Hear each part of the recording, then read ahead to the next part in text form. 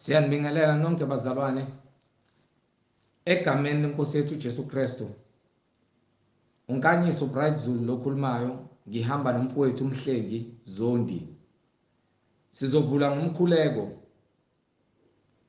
Baba, egameni lenkosi yethu Jesu Kristu, malingcwelise igama lakho empilweni zethu Nkosi yethu Jesu Kristu. Intando yakho yenziwe emhlabeni njengasezulwini. Siyakubonga uNkulunkulu wethu, wena oyinkosi nomsindisi, wena owafika waba inyama, wafa, wembelwa, wavuka ngosuku lesithathu. Usuyithwalile Nkosi izono zethu kuwe, wena ongena sono,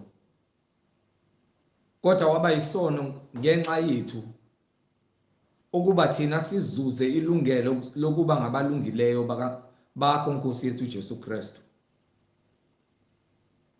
Siyakubonga ke Nkosi, wena uyizibulo lokuqala kwabaphilayo nabafileyo nabavukileyo ekufeni.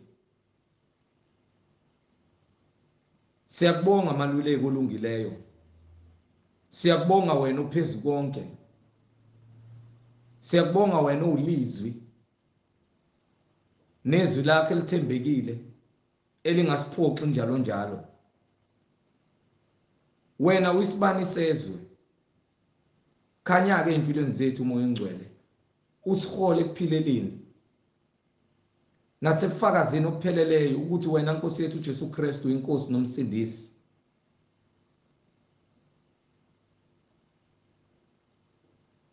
Egameni lenkosi yethu Jesu Kristu manje naphakade. Amen. Angihambi ngedwa ke bazalwane njengenjwayelo. Ngizocela ukuthi nisheshise nithatha amabhayibheli enu kuze sizoba nokuqonda sonke kwemibhalo nezwi elukukhanya nokuphila neliyindlela esiholele ekuphileni. Nondaba, over to you. Amen. Sibonge bazalwane, sibonge umusa kaNkulunkulu nothando. Sithathe lethuba sibingelele egameni likaJesu Kristu. Amen. UNkulunkulu ophila ungonaphakade, uNkulunkulu owayekhona, okhona nozayo, okuyena ngumkhululi kuthina besambe umnyameni. Uyena omemezelayo ukuthi abantu abaphume ebumnyameni beze ekukhanyeni. Thina sizitsha ezisetshenziswayo ukuze zenze umsebenzi kaNkulunkulu, njengoba naye indodana kaNkulunkulu yayisetshenziswa umoya oyingcwele. Amen. Kanjalo nabaprofeti babesetshenziswa umoya oyingcwele, baba isisekelo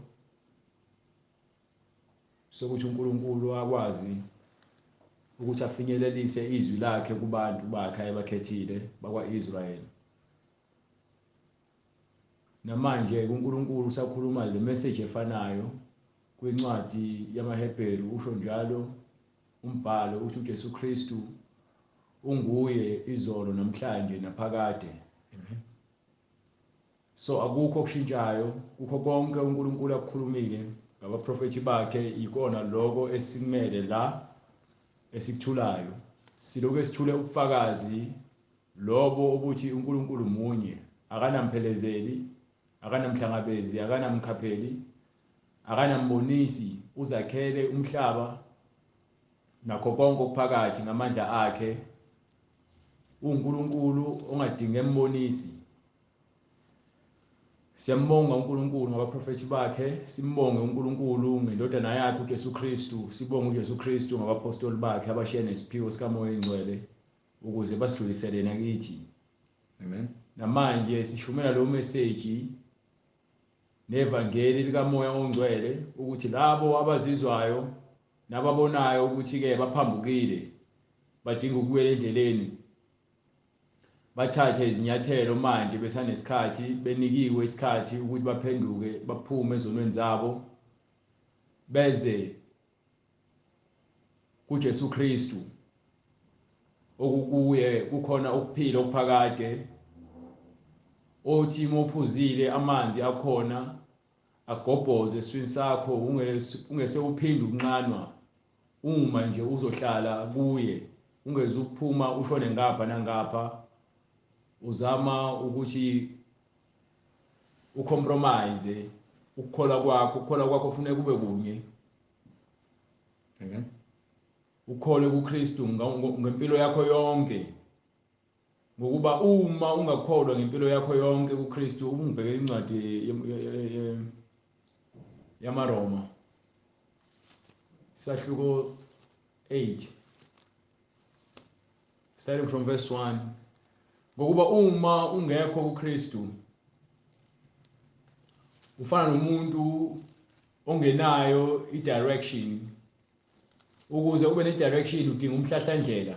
uJesu Kristu unguwo umhlahlandlela. Yes, Lord. So uma sohamba ngendlela kaKristu usuyasindiswa ekulahlekeni.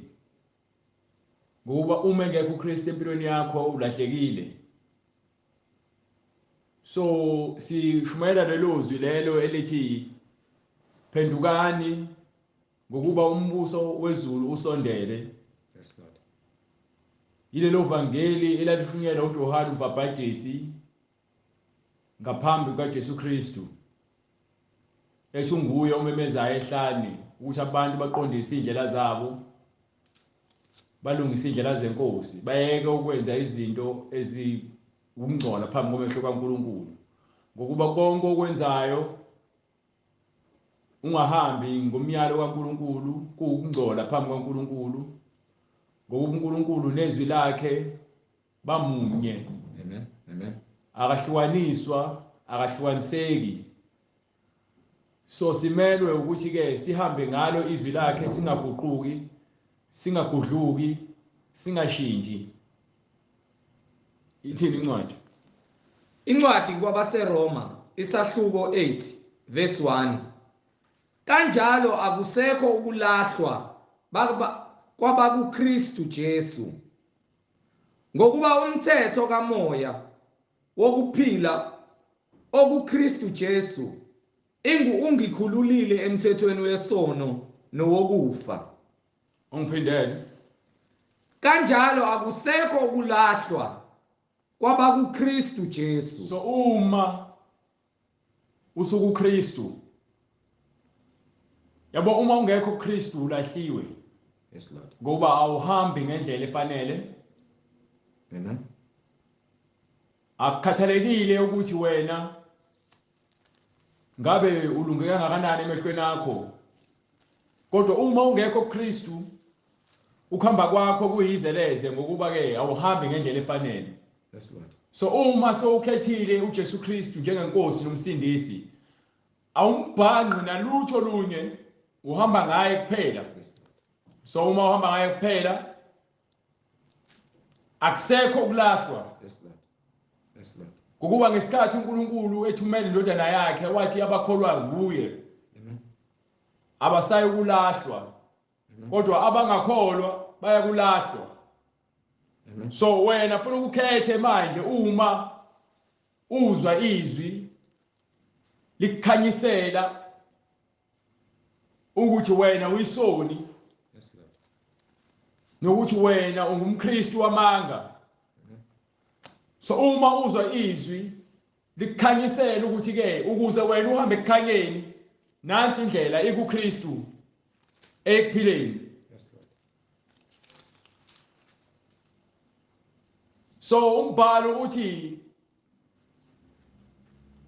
Kanjalo akusekho ukulahlwa kwabakuKristu Jesu. Ngokuba umthetho kamoya umthetho okaNkulunkulu Yes, Lord. Wokuphila umthetho kaNkulunkulu wokuphila. Ngiyakubona ukuphila kwalemhlabeni siyaphila vele. khulunywa ngokuphila kukamoya nokuphila okuphakade okutholakala kuphi okuKristu Jesu. kuKristu uJesu. Njengoba uJesu Kristu kuthiwa ke wabethelwa theme sebetheliwe wahlala insuku eziwu-3 ethuneni wavuka ngosuku lwesithathu weze emhlabeni wasekhushulelwa phezulu emva kwey'nsuku eziwu-40 ukuphila okwaphakade nakwincwadi yesambulo isahluko sokuqala verse 8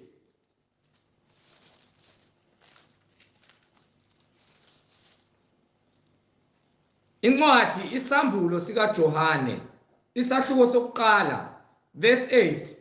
Mina ngingu-Alpha no-Omega. uthi njengoba u-alpha no-omega kusho ukuthi-ke uyisiqalo nesiphetho Kusho iNkosi uNkulunkulu. kusho inkosi uNkulunkulu Okhona ithi okhona nowayekhona owayekhona nozayo umnini mandla onke. umnini mandla onke konke kuphuma kuye. Iphinde ithi kuyona le chapter le kuverse 18 noma uqale from verse 17 Verse 17.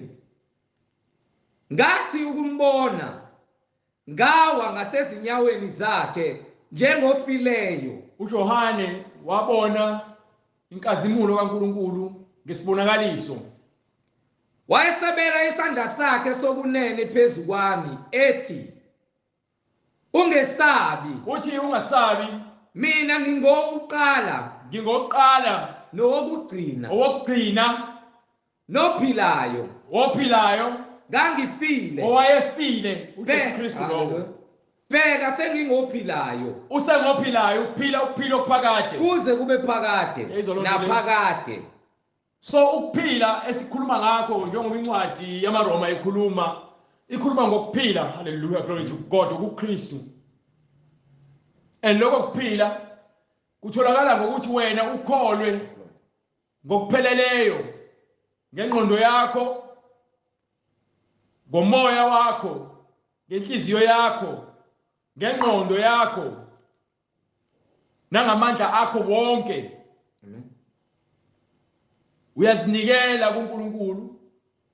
Awungabazi ngokuba uma ungabaza uNkulunkulu naye ngeke aze akwazi ukuthi agcine kakuyena ngokuba ufuna umuntu ozinikele kuyena. Umoya oyingcwele, hallelujah, glory to God, ufuna umuntu ozinikele kuwona. Uma uzoza uNkulunkulu ingqondo yakho ikabili ngeke uze ukholwe ngokuphelele ngokuba omunye umlenze wakho ungaphakathi omunye ungaphandle.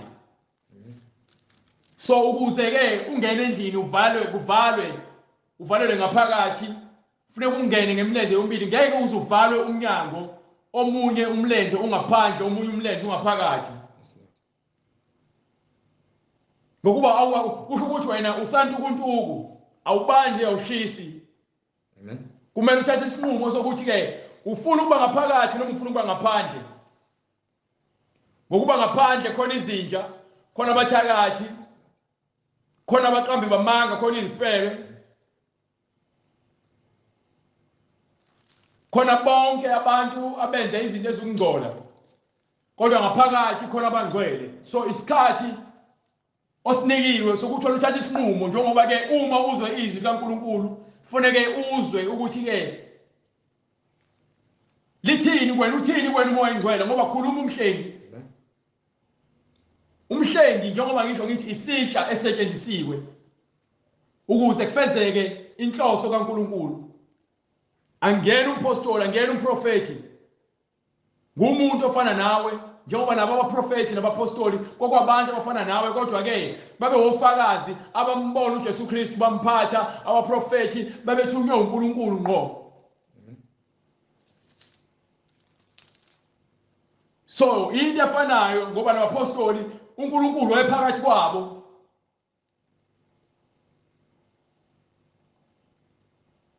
ebakhombisa izibonakaliso zokuthi uyena unguNkulunkulu ngenkazimulo ngemsebenzi ayenza. So wayesebanika ke isiphiwo sikaMoya Oyingcwele ukuthi abambothi ubufakazi ukuthi ke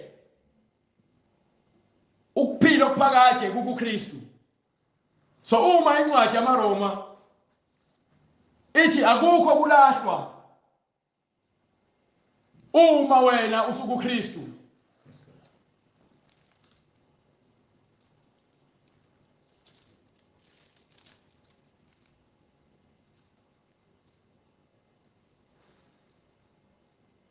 Amen. Kanjalo akusekho kulahlwa kwaba kuKristu Jesu ngokuba umthetho kaMoya wokuphila ukuKristu Jesu ungikhululile emthethweni wesono nowokufa. Uma umthetho ukhona ukukhulula esonweni nasekufeni. Ekufeni ukukhulula ekutheni ubulale imisebenzi yenyama le ekholela ekutheni wena ube isigqila sesono. Umthetho unamandla kuwena uma wena uphila ngokwemisebenzi yenyama.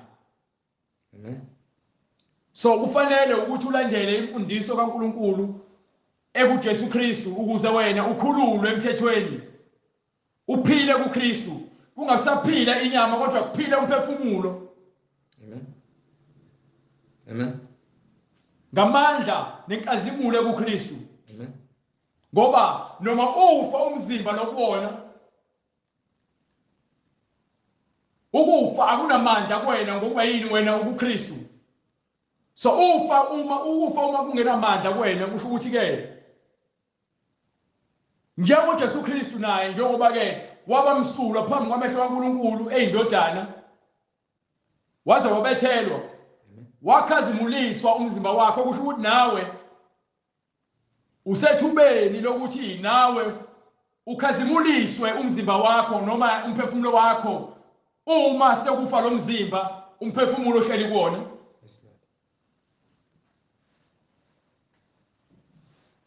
Incwadi kwabaseRoma isahluko 8 verse 3 ngokuba lokho okwehlula umthetho ngokuba ungenamandla ngenxa yenyama wakwenza uNkulunkulu ngokuthuma indodana yakhe efana nenyama yesono, nangenxa yesono walahla isono enyameni. Ukuze kulahlwe isono enyameni nanokuthi inyama indawo yesono. Ngokuba imisebenzi eyenziwa inyama namacebo ahlele enhlizweni yomuntu aphambene nomyalo kaNkulunkulu ukuphambana kwenyama nezinto zikamoya izona lezi eziletha isono enyameni. Yes Lord. Amen. So uma ke kulahleka ukuphila enyameni kusho ukuthi ke kulahleka nokuphila okuphakade okuKristu. Ngokuba uAdam noEve bona baba yizoni bokuqala abafela esonweni ngokwenyama. So uma uNkulunkulu esakha indodana yakhe esibelethweni sikaMaria eyiletha izobulala izoxosha isono enyameni kanjani na ngokuba azange abe yisoni wayigcina yonke imiyalo kaNkulunkulu njengoba uMoya Oyingcwele wawuhleli kuyena umsebenzisa wenza intando kaMoya Oyingcwele owawuhleli kuyena kwaze kwaba sekufeni esiphambanweni. So ngalokho amandla okuphila akuyena uJesu Kristu. Amen. Yingakho uma efa esevuka atshela abapostoli ukuthi abahambe bawushumela le gospel le noma leli vangeli lokuphenduka ukuze nawe usindiswe esonweni uma ukholwa imfundiso yokusindisa inyama ekufeni nokusindisa umphefumulo wakho ekubhujisweni. Amen. So ukuze wena upheleliswe ufane noKristu Fanele uhlukane nayo yonke imisebenzi. Ongiphi incwadi kaTimotheyu yaseKorinte. Yokuqala yaseKorinte. Sahluko 6. Bengeke uqale lesibili, sahluko 6 verse 9. Ukuze wena upheleliswe imisebenzi yenyama. Amen. Incwadi yokuqala kwabaseKorinte isahluko 6 verse 9. Kepha kanazi yini ukuthi abangalungile abayikulidla ifa lombuso kaNkulunkulu na? So umuntu ongalungile umuntu ongcolile ngemisebenzi yenyama. Umuntu onenkani, umuntu onomona, umuntu onomhabholo, onenhliziyo elikhulu, onentamo elikhulu, ikhanda lakhe ligcwele usimende liqinile. Amen. Ungcole ngokwenhliziyo nonembeza wakhe ungcolile. Imicabango nemidlinzo konke kungcolile. So lokho kuzala isono ngokuba uma enza izinto wenza izinto ezokungcola and uNkulunkulu akahlali ethempeleni elingcolile. Uyahlala ebumnyameni ngokuba yena ungukhanya. Afika akhanyise ebumnyameni. Utholakala yonke indawo eduleni kolwandle. Eduleni komhlaba. Phezulu ezulwini ngaphansi komhlaba uNkulunkulu ukhona yonke indawo ngokuba uyena owakhe izulu. Uyena wakhe umhlaba, uyena wakhe isihogo. Ngenxa wakhe isihogo, ngenxa yongafuni ukulalela kwethu. So, uma kuthiwa ke ningakhohliswa, anazi yini ukuthi ningadukiswa. Kepha kanazi yini ukuthi abangalungile bayikulidla ifa lombuso kaNkulunkulu na? Ifa lombuso kaNkulunkulu ukuphila okuphakade. Okutholakala kuKristu.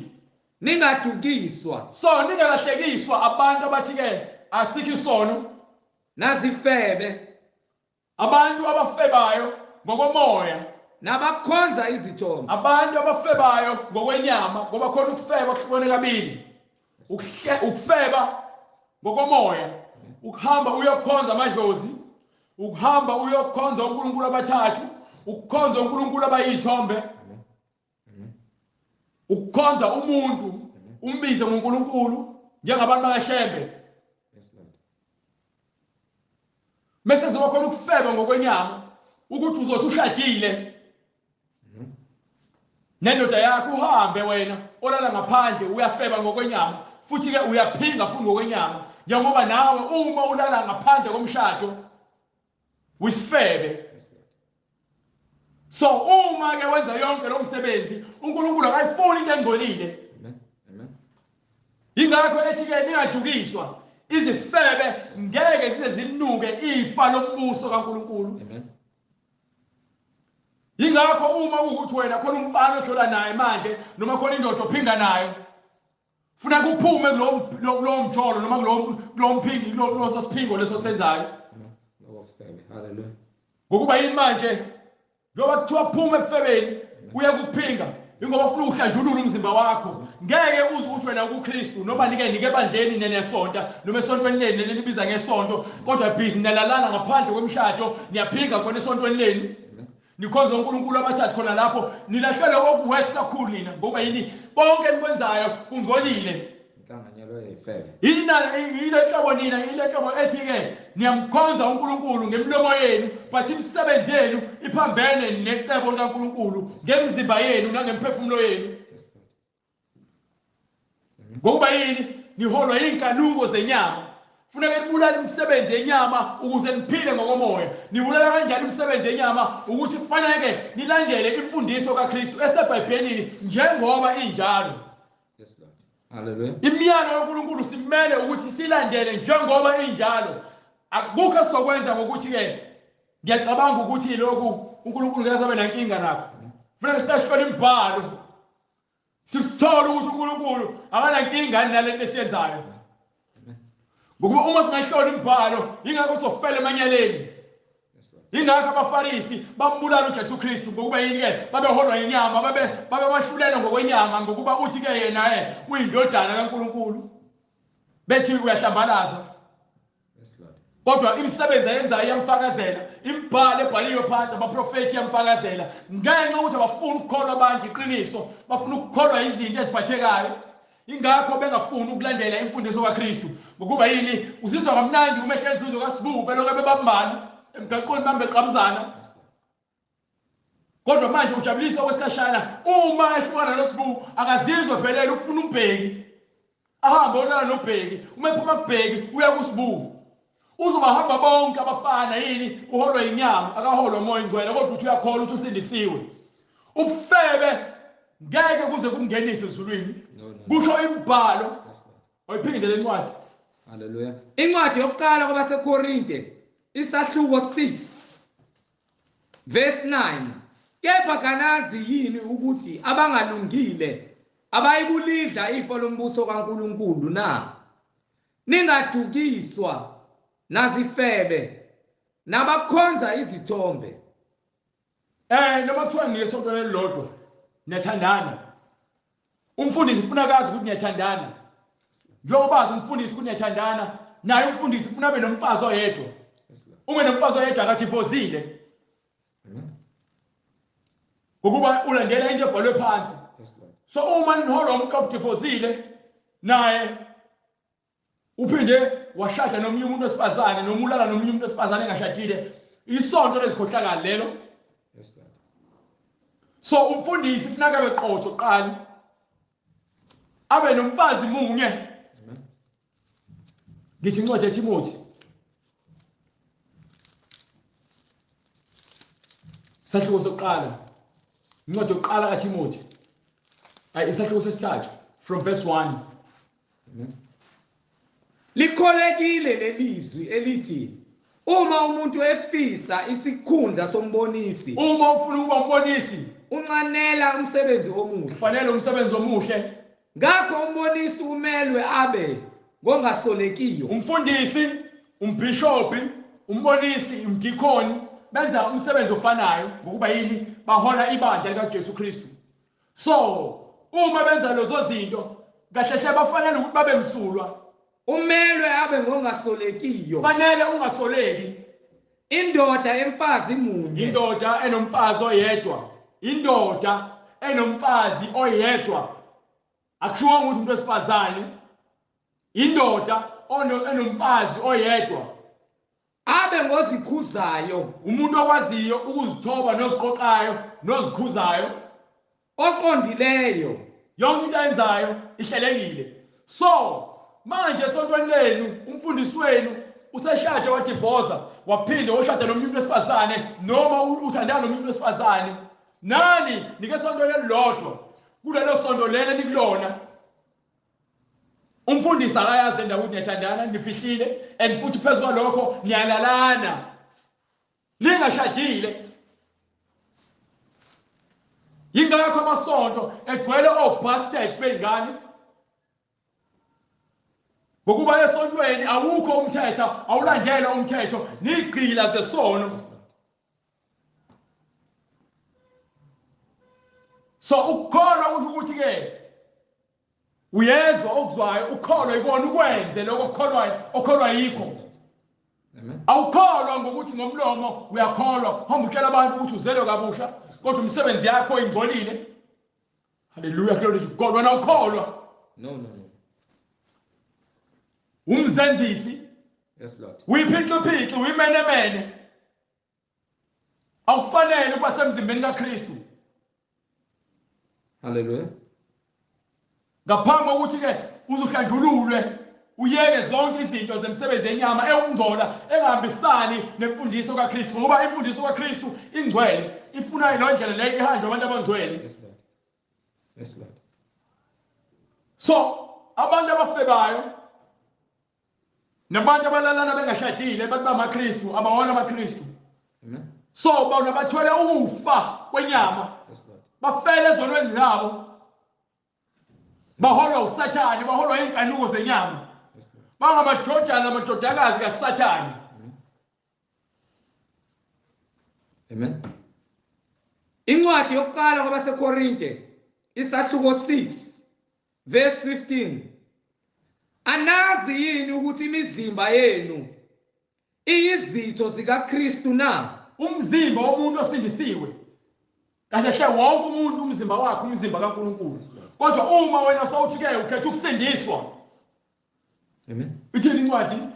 Anazi yini ukuthi imizimba yenu iyizitho zikaKristu na? Imizimba yethu uma sindisiwe thina esikholwayo yini? Iyizitho zikaKristu.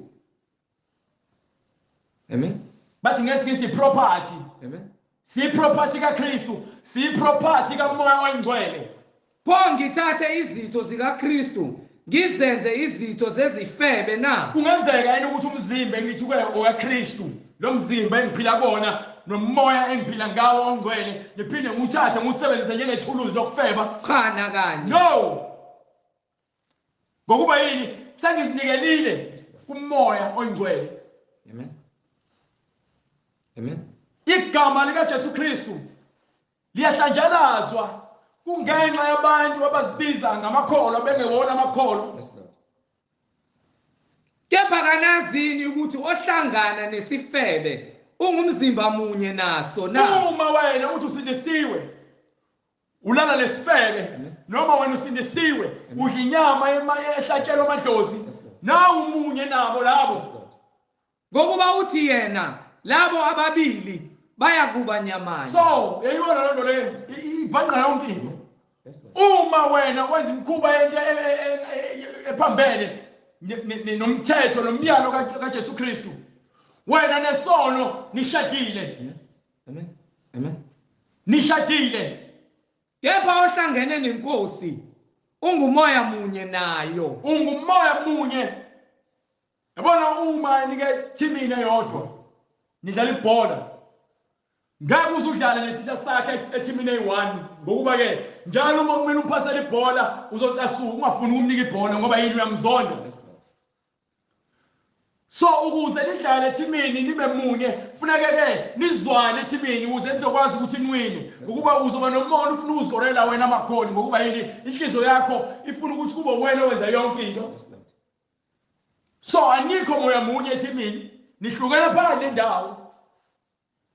Ukuba nobani ufuna ukudonsa bhekelele nomunye ufuna ukudonsa bhekelele. Kodwa uma sanimoya munye sanike umoya owodwa niyahosha uma nizoqala ukudlala ibhola niyachandaza nicule ndawonye nivumelane ngoba ngeke ngivume ingoma eqala isitha sami uma ngigcwele inzondo ngoba yini angikho moya munye naloya muntu mina ngiyamzonda ngiyamnyanya. So same thing uma uKristu ngeke uze wena udake utshwala uphuze ubheme ufebe uhlale majointini. Uyamzonda uKristu uma wenza lezo zinto ngokuba yini awukho moya munye naye. Kodwa uma wena umoya munye noKristu wenza yonke into ekuthiwa yenze ebhole phansi eBhayibhelini. Why? Ngokuba wena uyakholwa uyamthanda uKristu. Yes, Lord. Abantu abangabaphika uKristu yilabo abantu bayakholwa kodwa imisebenzi yabo iphambene nokukholwa. Athi umuntu uyakholwa umfundisi usindisiwe kodwa phambi kwebandla ushumayela ukuthi abantu abangahlabi abangakhoza amadlozi kodwa yena ngale uhlabala amadlozi uhlisa impepho uhamba izangoma nezinyanga uthwalile. Amen. Yibona bonke abantu abazonda uKristu labo. Yes, Lord. Yes, Lord. Amen. Amen. Ningadukiswa nazifebe ifebe nabakhonza izithombe. Abantu abakhonza izithombe, abantu abanezithombe emakubo odongeni. Unesithombe odongeni uthi ke loso sithombe uJesu Kristu uma udlula kusona ushaya isiphambano uthinta isiphongo sakho namahlombe akho nesifuba sakho bese uhlanganisa izandla zakho ndawonye. Lokho kukhonza isithombe ngoba uNkulunkulu akahlala emathempeleni enziwe ngezandla. Isithombe leso sakhiwe ukuze kuvezele ubulima bakho. iBhayibheli yakutshela kwincwadi yeExodus chapter 20 from verse 2. iBhayibheli liyakutshela yonke into okumele uyenze nokumele uyazi ukuze wena wahlukaniseke phakathi kwabantu abakholwayo umoya oyingcwele nabantu abakholwayo izinto eziphathekayo. Incwadi uExodus isahluko 20 verse 2 from verse 1 uNkulunkulu wakhuluma onke lawa mazwi wathi nginguJehova uNkulunkulu wakho owakukhipha ezweni laseGibhithe indlu yobugqila ungabi nabanye uNkulunkulu ngaphandle kwaNkulunkulu oyedwa. Amen. Uthi ngaphandle kwami akasho ukuthi ngaphandle kwethu. Yes Lord. So uma ethi ngaphandle kwami kusho ukuthi lo muntu uyedwa. Ngoba noma ngisho ukuthi nathi kodwa sibe sibabili. Yes Lord. Noma ngisho ukuthi njalo nathi kodwa ngibe ngingedwa. Yes Lord. Ngithi nami ngoba ngingedwa. Yes Lord. Ngithi ngiyahamba ngoba ngingedwa. Amen. So uNkulunkulu akashithisekanga la. No. Wonke amavesi lo ekhuluma into eyodwa ukuthi ngimunye. Amen. So ningabi nabanye uNkulunkulu ngaphandle kwami. Wena lo uNkulunkulu osodongeni, lesithombe sikaShembe sodongeni, lesithembe sendoda emhlophe oyibeka odongeni yothi uNkulunkulu wakho. Akuyena uNkulunkulu lo. NginguJehova uNkulunkulu wakho. Uthi yena unguJehova, lo odongeni akuyena uJehova. Elizokuveza lokho ngencwadi. Owakukhipha ezweni laseGibhithe. Ukukhiphile ehluphekeni, indlu yobugqila. indlu yokuba isigqila sesono. Ungabi nabanye uNkulunkulu ngaphandle Ungabi nabanye uNkulunkulu ngaphandle kwaNkulunkulu oyedwa kwakhe.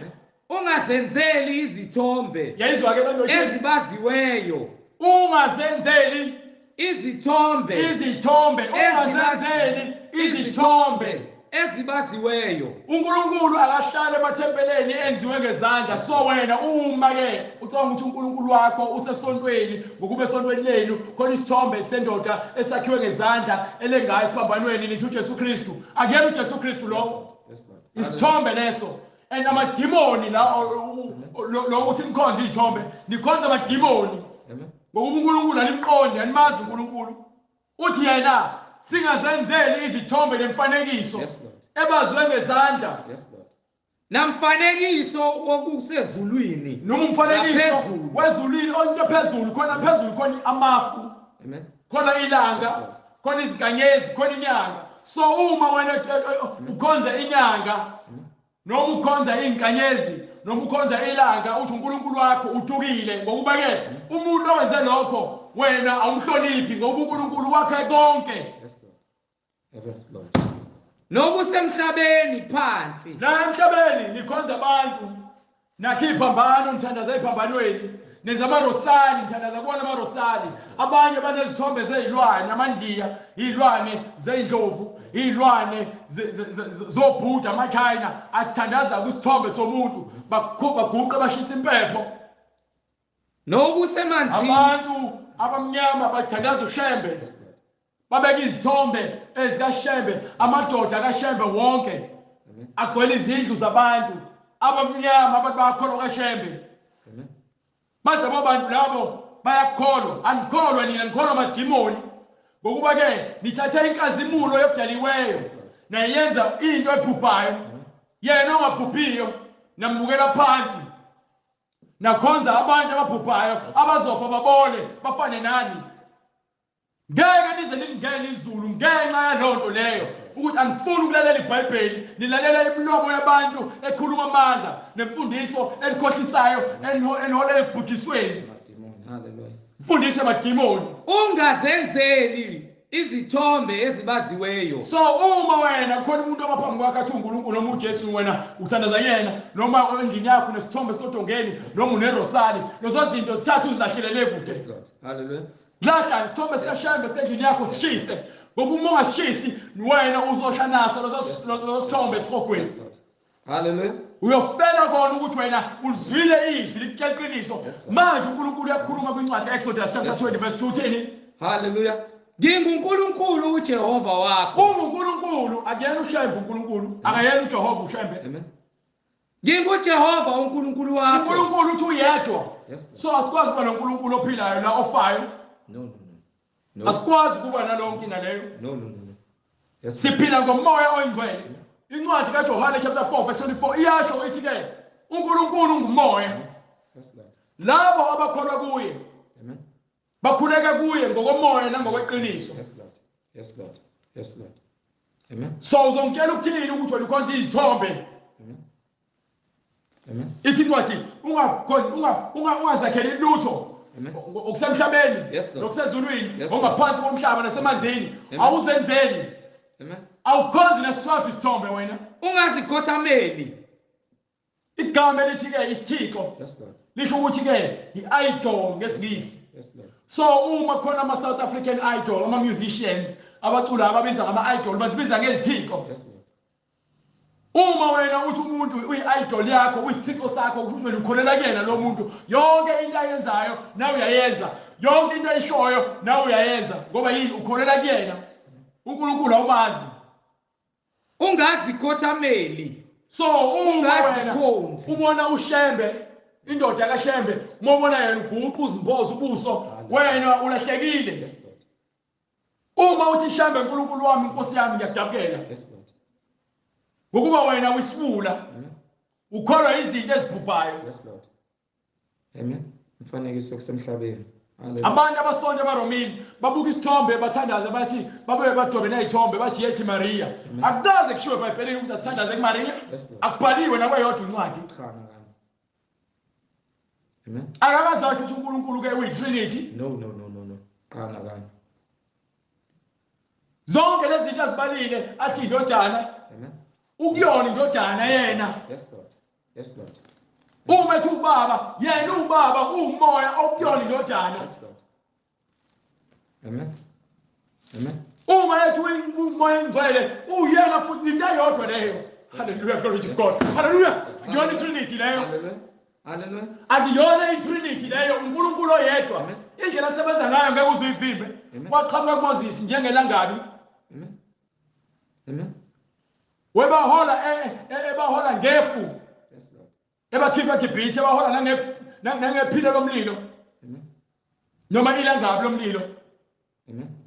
Incwadi ivangeli ngokuka Johane. Isahluko sokuqala, ivesi lokuqala. Ekuqaleni wayekhona ulizwi. Ulizwi wayekhona eqaleni. Ulizwi wayekuNkulunkulu. Nkulunkulu. Ulizwi wayekhona ekuqaleni. Yes, Lord. WayekuNkulunkulu. Ulizwi wayenguNkulunkulu. Do you understand? Into eyodwa leyo. Amen. Iyachazwa. Kodwa manje into eyodwa leyo ulizwi egcineni. Yes, Lord. Yena lo wayekhona ekuqaleni kuNkulunkulu. Yena lowo oloke ekhona eqaleni. Amen. kuNkulunkulu. Yes, Lord. uNkulunkulu. Yazi loo nto le uyazichaza yena ukuthi usebenza kanjani. Konke kwavela ngaye. Konke okukhona emhlabeni kuvele ngaye. Ngaphandle kwakhe akuvelanga lutho. Kukho konke okuvelileyo. Konke lokho khona kwavela ngaye. Sikhuluma ngoJesu Kristu kwincwadi yeKorinte yokuqala sahluko 5 sahluko 10 verse 1 starting from verse 1. Incwadi incwadi yokuqala kwabaseKorinte ukuthi igama elithi Jesu Kristu akuyena indodana but umoya okuyena. Amen. Ngoba uNkulunkulu uzibiza ngayo yonke into afuna ukuzibiza ngayo uma noma ngabe yini afuna ukuba yiyona. Ngokuba yena onguNkulunkulu ophilayo odale konke emhlabeni okwavela ngaye konke okukhona emhlabeni ukuba ngaphandle kwakhe ngabavelanga lutho. Yezwa loo nto leyo. So abantu abaphikayo ukuthi uNkulunkulu uJesu Kristu noma uJesu Kristu uNkulunkulu yiko abaqonda ukuthi kusho ukuthini ukuthi uNkulunkulu nguJesu Kristu. uJesu Kristu unguNkulunkulu.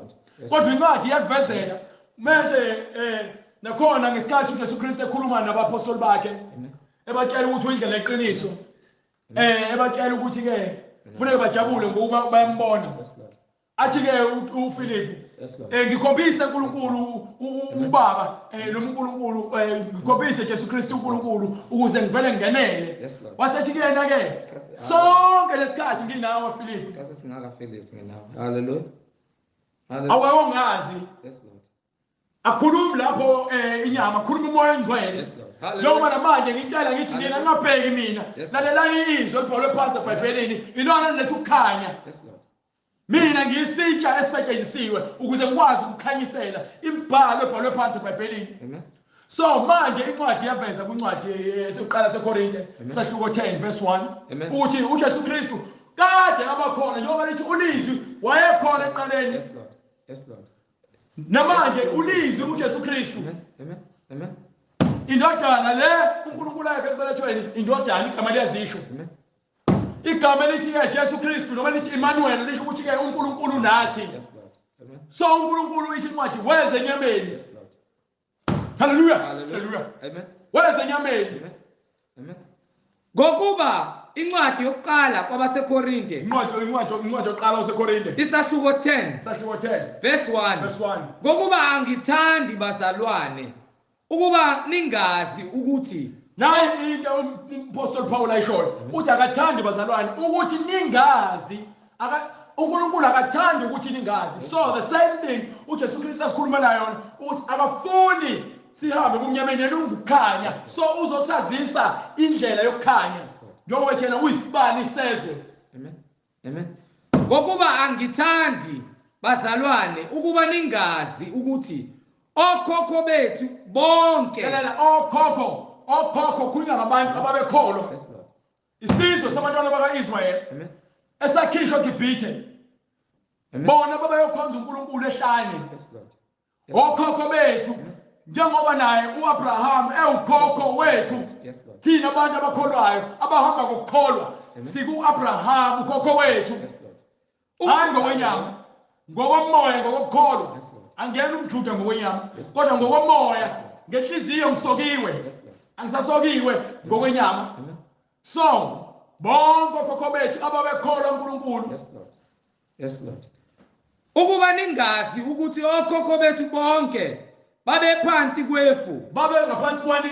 Kwefu. Babeholwa yifu lelo lalingaphansi kwesandla sikaKristu. Bonke badabula ulwandle. Bonke babhabhathiswa ngokuthi bahambe ngaphakathi kolwandle. Bonke babhabhathiswa kuMose efwini. Babhabhathiswa kuMose efwini nasolwandle. Yes sir.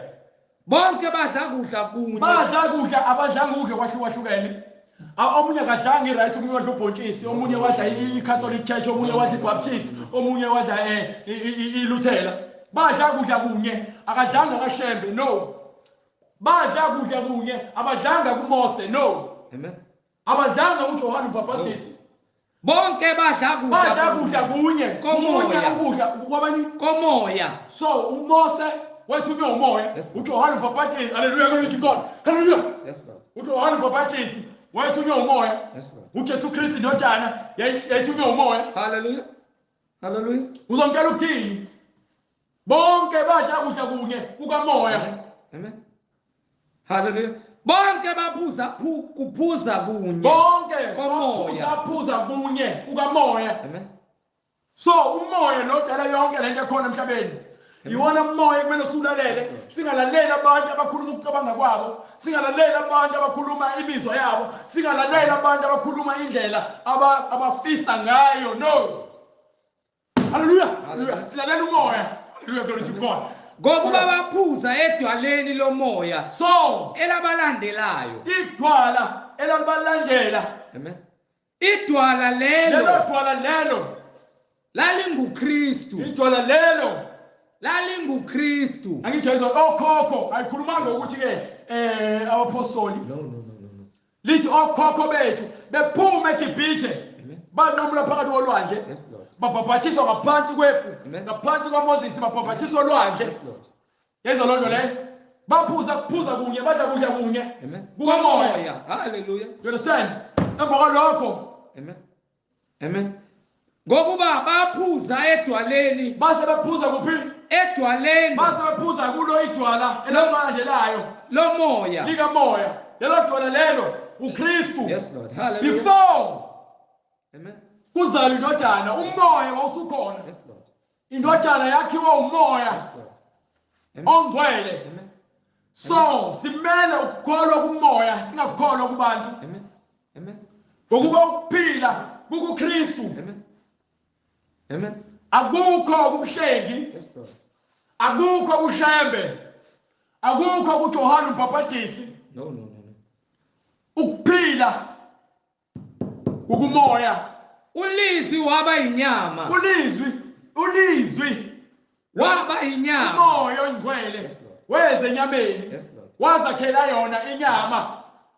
Legama lithi ke ulizwi ngoba igama lithi ilizwi laselikhona. Yes, Lord. Eqaleni. So ukuze azibonakalise inkazimulo yakhe babengabona uNkulunkulu, babebona indodana ekhazimulisa uNkulunkulu. Yes, Lord. Hallelujah, glory to God. Hallelujah.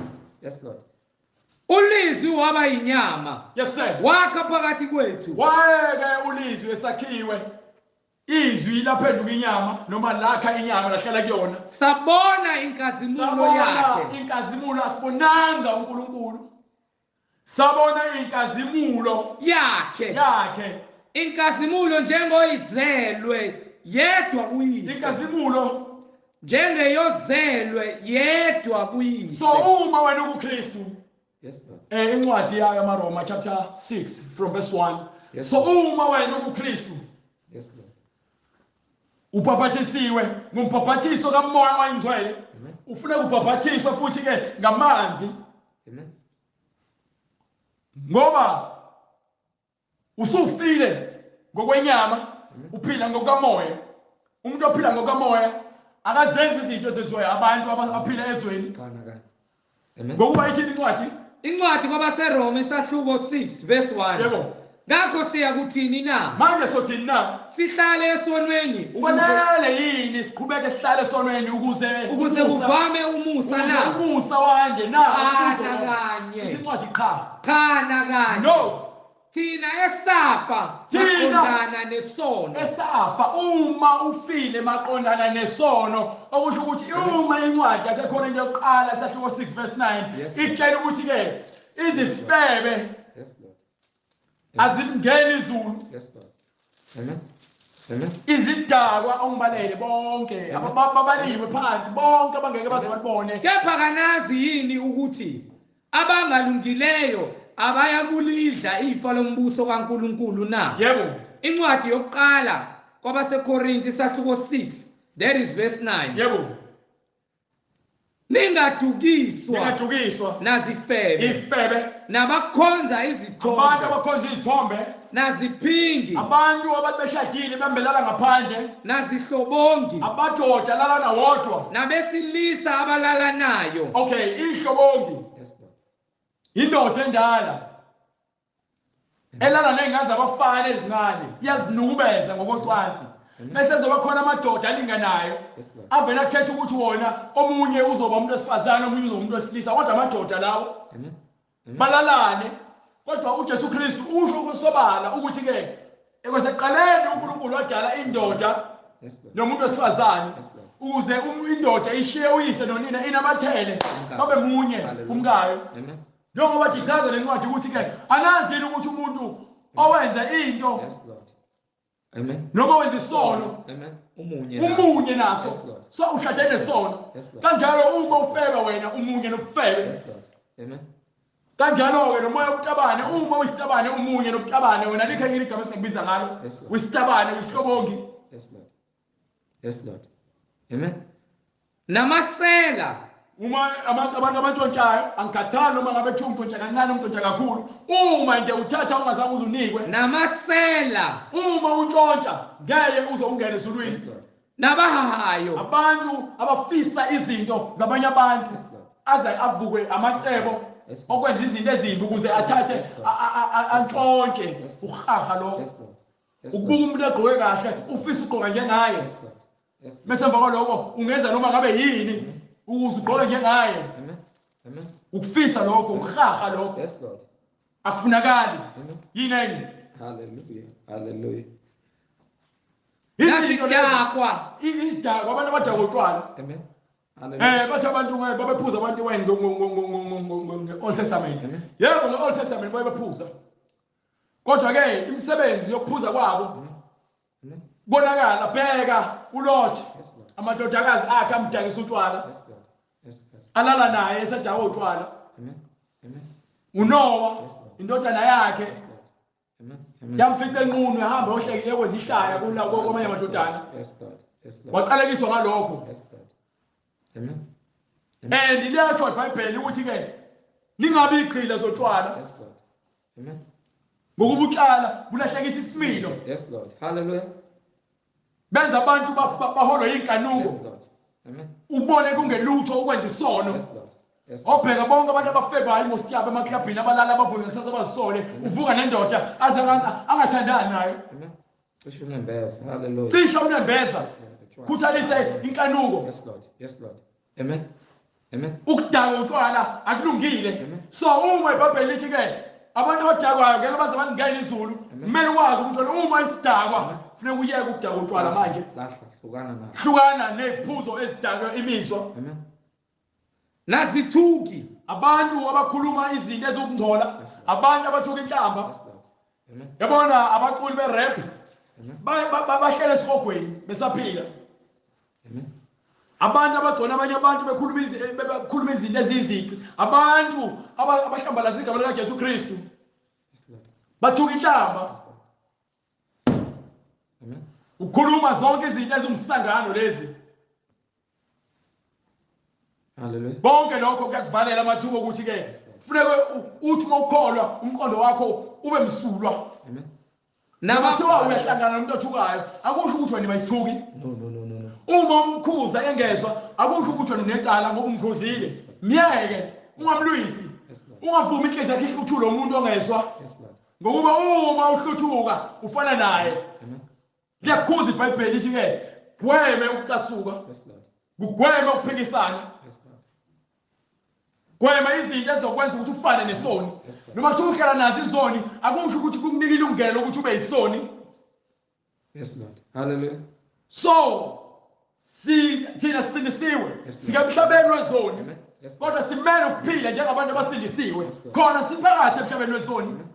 Asinakho ukuzidlandulela ngokuba ke ngalosuku lapho uNkulunkulu noma uJesu Kristu sobenza simphambi kwakhe sesibulwa incwadi yokuphila sekuvezwa ukuthi siphila kanjani sesibuzwa ngeke kuthiwe ke ngoba nako nayi wawuphila nezona emhlabeni ke sizokuzwela uzoyezulwini. No, kumele usinqaba isono ulwe nesono. Amen.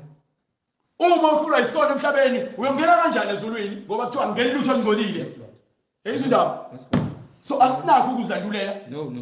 Simele ukuthatha isinqumo manje sisaphila. Yes, Lord. Izwi esihlumayelayo eliletha ukuphila okuphakade elikutshela ukuthi sihlukana nesono. Amen. Izilokuphila. Izwi lokuphila. Yes, Lord. Yes, Lord. Awunayo i-chance. No. Awunayo i-double up. Nabaphangi. Awunayo umgodi wokuqasha. Yini enye? Nabaphangi. Abantu abathatha ibhamu noma baphatha imbese bahambe bayokhomba abantu noma bakhomba imoto zemali noma aphutha abantu izinto ngenkani uyaphanga. Yes, Lord. Uthatha izinto ehlomile, uhlome ngenqindi, uhlome ngempama, uhlome ngombese, uhlome ngesibhamu. Yes, Lord. Noma ngabe yini ohlome ngayo uyaphanga. Yes, Lord. Uthatha into ngaphandle kwemvume ngenkani. Yes, Lord. Lokho kuyakuvalela amathuba ukuthi ungene ezulwini. Amen. Incwadi izakhe isahluko sokuqala. Incwadi ezakhe esahluko sokuqala. Verse 10. Yes sir. Ndodana Ndodana yami, yami. uma izoni zikuyenga, Uma izoni zikuyenga ungavumi. ungalingi uvume. Uma zithi hamba nathi, Uma izoni iy'tabane, iy'dakwa, iy'phingi, iy'febe, abaqambi bamanga, ababulala, abaphangayo, iy'hlobongi. Uma bonke labo bekudomela ekutheni ifana nabo, ungavumi. Hallelujah, khona ungavumi. Hallelujah.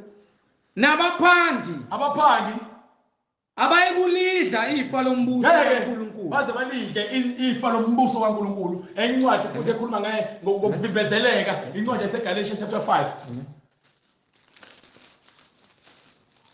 Izinto ezikuvimbelayo ukuthi wena ubonane noNkulunkulu nanokuthi wena uhlangane nomoya ingcwele manje usaphila. Zibhalwe phansi. Galatians chapter 5 from starting from verse 16. Incwadi kwabaseGalatia. Yes sir. Isahluko sesihlanu verse 16. Kepha ngithi hambani ngomoya khona anikufeza izinkanuko zenyama. Okhokho bethu babeholwa umoya. Yes, Lord. Nathi umpostoli Paul usitshela ukuthi masambe ngomoya. So umuntu othi unenkinga nezinto ezibhalwa umpostoli Paul, umpostoli Paul uholwa umoya, lo moya ohola okhokho bethu. Hallelujah, glory to God. Hallelujah. Uholwa umoya, lo moya wokuKristu. So uma unenkinga nento ebhalwa umpostoli Paul, wena uholwa usathane. Akasho ukholwa no. Uthi hambani ngokukamoya. Ngokuba ke umoya uletha ukuphila kodwa imisebenzi yenyama iletha ukufa. Ngokuba inyama ikhanuka okuphambene nomoya. Kepha umoya ukhanuka okuphambene nenyama.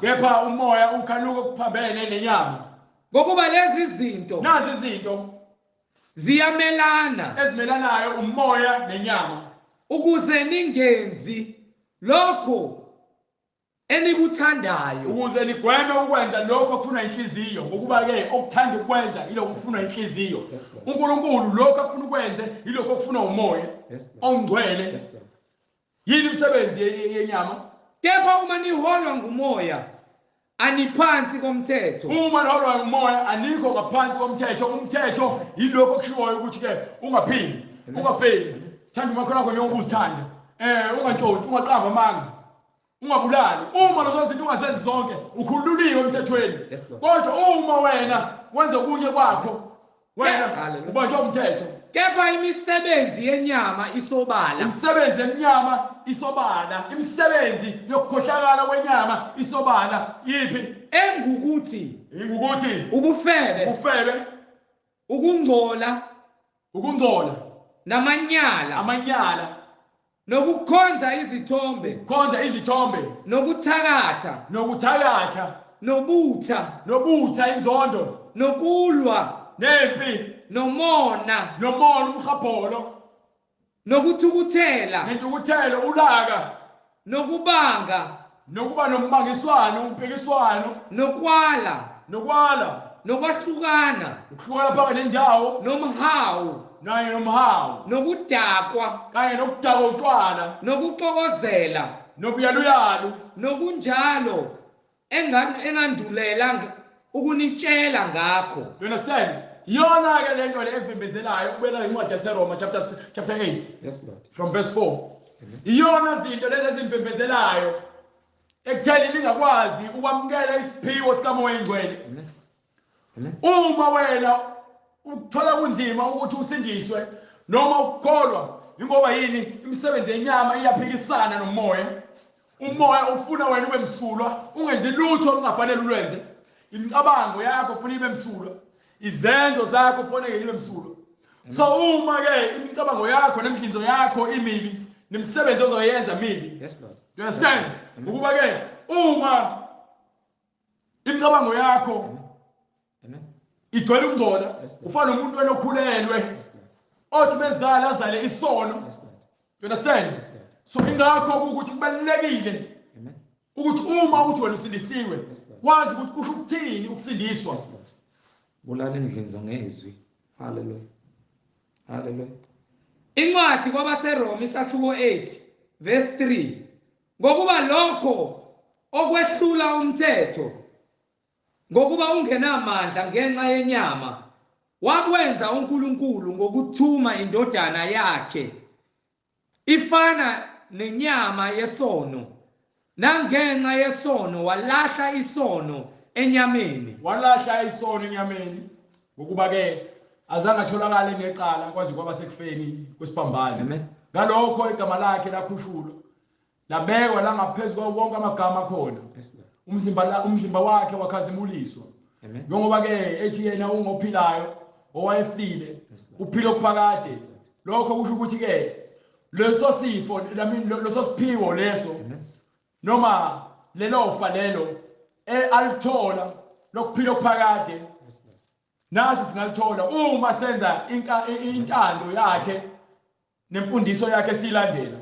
Kodwa uma siphikisana nezinto azifundisayo, nathi sifanele ukubhujiswa. Asinayo enye indlela mhlawumbe engcono. Iyona le ukuthi ke kufuneka sibulala yonke imisebenzi yenyama. Yonke imisebenzi yenyama sishaya phansi. Ngoba uma ebuya akabuyeli incwadi yaseEfesu chapter 5. Sifuna ukutshela mebuya ubuyela yonke into ufuna uyifica iqondile. Incwadi yaseEfesu chapter 5 ufuna uverse 26. Hallelujah. Incwadi kwabaseEfesu isahluko sesihlanu. Yes sir. Verse 26. Yebo. Ukuba alingcwelise. Yes sir. For 25. Madoda thandani omkeni Madoda thandana abafazi benu njengalokho noKristu alithandile ngoba ibandla noKristu ulithandile ibandla. Ibandla likaKristu, uKristu uyindoda yebandla, ibandla umfazi kaKristu. So ngezwi elifundiswayo liyakhiqiza izingane ezingcwele, lezo zingane ezikaKristu mase ziba sebandleni, lelo bandla lelo elingumfazi kaKristu. Ngingakho ethi-ke kuPetru, kuleli bandla, kuleli dwala ngizokwakha ibandla lami. Amasango asikhoko angeke aphumelela. Ingoba yini? Ibandla elakhe. So wena uma wena uqamba ibandla uthi ela John Mpapatisi noma ke ela Luthela, bahlanganaphi nebandla? Amen. Ziphendule, bahlanganaphi? Ngoba phela ibandla likaKristu.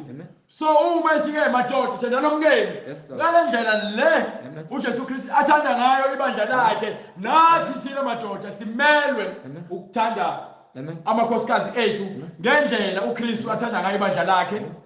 Wazinikela ngenxa yalo. So uKristu wazinikela ngenxa yebandla lakhe ukuba alingcwelise. Ukuze libe njani? Alingcwelise. Fanele libe ngcwele. Qhubeka. Alihlambulule. Alingcwelise. Alima. Uyangcwelisa ngezwi. Alihlambulule ngamanzi. Ngesigezo. Ngesigezo samanzi. Ngezwi. Yezona leyo. Ukuze azimisele. Ukuze uma esebuya azimisele. Ibandla elinenkazimulo. Lingenasisihla. Alinangcola. Nambimbi. Alinakusoleka. Nanto enjalo. Alinalutho nje enjalo. Kodwa. Kepha libe ngcwele. Ngcwele. You understand? Lingenacala. So uma ebuya-ke ubuyela lelo bandla lelo elimsulwa. Ibandla labangcwele. Ibandla labangcwele, hayi ibandla lamakatholika. No. Hayi ibandla lamabaptist. No. Hayi ibandla lashembe. No. Hayi ibandla lamaChristianity. No.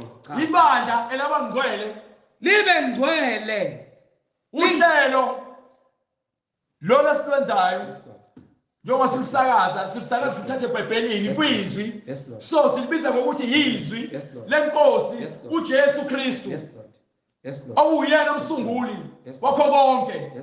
Asikubizi ngenye into. Asifune ukuthi sicabanga ukuthi yini igama esinto. Ulizwi waba inyama. Wakha phakathi kwethu. Ulizwi waba inyama. Sikhuluma ngezwi. Yes Lord. Elalizogcwalisa ubufakazi ingakho athi kuPetru uzokwakha ibandla lakhe, ibandla likaJesu Kristu. Izwi elikaJesu Kristu. Ulizwi uJesu Kristu. Sabona inkalulo yakhe. Hallelujah, glory to God. Understand? Ayikho enye gospel ngaphandle kwaleyo ukuthi wena phenduka. Phuma ezonweni zakho. Uze ekhanyeni. Amen. Hallelujah. Ube ngcwele ngokuba lo sibizileyo ungcwele. Ngaphambi kokuthi asekele umhlaba wathi ufuna abantwana bakhe babe ngcwele. Wakhuluma noMose wathi akayekele ibandla lakaIsrayeli ukuthi mababe ngcwele ngokuba yena ungcwele. Awunayo excuse. Ncwadi Zenzo sahluko 2 verse 38. Into emele uyenze wena ngoba uyazazi uyisoni. Wathini uPetru? Incwadi Izenzo isahluko sesibili verse 37. Yes sir. Sebekuzwa bahlabeka enhliziyweni. Bathi kuPetru nakwabanye abapostoli. Yes sir. Madoda bazalwane.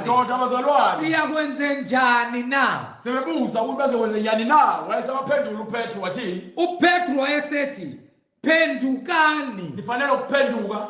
Phendukani. Yilowo nalowo abhaphathizwe egameni likaJesu Kristu. Umuntu ophendukayo ufanele ukubhaphathiswa ngaphansi kwamanzi egameni likaJesu Kristu. Alikho elinye igama. Uma ngelona igama likaJesu Kristu, egameni lenkosi uJesu kuphela uEdi. Kukho ukuthethelelwa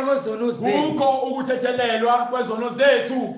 Khona niyakwamukeliswa. Sobe sesinikwa isiphiwo sikamoya oyingcwele njengoba abaningi abapostoli bakhe nabafundi bakhe abakholwa kuye isiphiwo namanje sisamile leso siphiwo ukuthi ke abakholwa nguye abaphendukayo baphapathise egameni likaJesu Kristu bathethelele izono bayokunikwa isiphiwo sikamoya oyingcwele ngokuba isithembiso ngesenu isithembiso esethu nesabantwana benu esabo bonke abakude bonke inkosi uNkulunkulu wethu eyakubabiza wafakaza nangamanye amazwi amaningi wabayala wathi zisindiseni kulesizukulwane esiphambeneyo. Amen. Hallelujah. Amen. Baba, egameni lenkosi yethu Jesu Kristu, Nkosi, siyalibonga izwi lakho elokuphila kubo bonke baba abafuna ukuhamba ngokungcwele kuwe Nkosi yethu Jesu Kristu, bonke abasemzimbeni wakho baba, uyikhiphile izimiso zakho nemiyalelo yakho ekumele sihambe ngayo baba ekuphileni njengokhokho bethu ababehlezi kuwena. Nathi usibizile kumoya ukuba siphile ngokomoya, sihlale ezwini lakho elukhanya eluwukudla kwethu esimele sikudle imihla ngemihla. Baba, izwi lakho liyimbewu aliwe Nkosi njalo njalo emhlabathini empilweni zabo bonke baba abazizwayo izwi lakho, bathathe umyalelo wakho njengencwadi yezenzo zesibili kwisahluko 38. Siyalibonga lelizwi elithembekile olikhiphile Nkosi egameni lenkosi yethu Jesu Kristu manje naphakade. Amen. Akusona isahluko 38. Hallelujah. Incwadi yezenzo isahluko sesibili bazalwane verse 38. Amen. Hallelujah. Sizoyishiya inamba kubo bonke laba abanemibuzo nabo bonke abafuna ukubhabhadiswa nabafuna ukuqonda egameni lenkosi yethu Jesu Kristu. Inamba 066 566 9245. Sheshisa uthatha ipeni ubhale inamba 066 566 9245. Siyatholakala na ku-email address izwilenkosi.jesuchristu@gmail.com. Bhala phansi email address izwilenkosi.jesuchristu@gmail.com. Siyatholakala na ku-YouTube. Ungasubscribe, usharishe nakubo bonke abantu obonayo ukuthi abahambi ngendlela yokuqonda nakuyihlobo zakho ofisa zisindiswe nawe uzuzothola imana nezwi lasezulwini. Izwi lenkosi uJesu Kristu ku YouTube type izwi lenkosi uJesu Kristu. Siyatholakala ke na ku Instagram mutype nje uthi izwi lenkosi uJesu Kristu uzobuza usubscribe ufollowishe. uJesu Kristu uyinkosi nomsindisi phezulu kwempilo zethu manje kube phakade. Amen. Amen. Hallelujah. Sibonga bazalwane umusa wenkosi nothando. Siphinde futhi sibonane ngokuzayo uma inkosi ivumile. Amen.